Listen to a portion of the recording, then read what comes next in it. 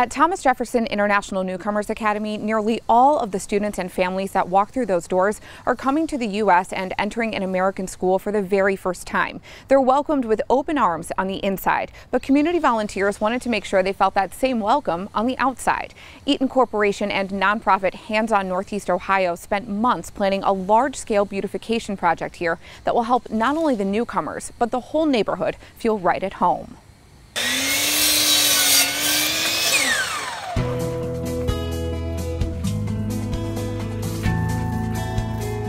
Every year here in Northeast Ohio, Eaton employees get together to do volunteer projects.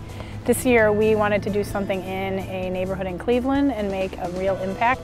The school is unique because it serves as a community hub for the neighborhood and for the refugee and immigrant community, and we're aware of that. So we wanted to just make it stand out and make people who are either living in the area or around the area to really see this as a project and a school that is part of their community.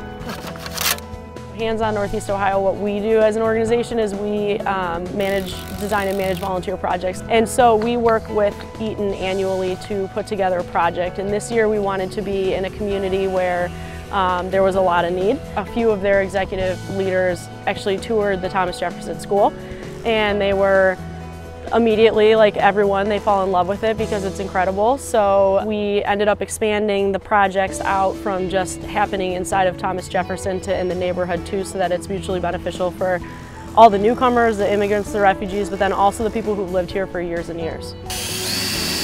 We're doing a lot of fencing of different properties, landscaping, helping to build to the side of the school. Over here there's actually a sustainable educational garden that's being installed from front to back for refugees to farm on. So it's a big project, but everything that we're trying to do is for both the students and then obviously the people in the neighborhood.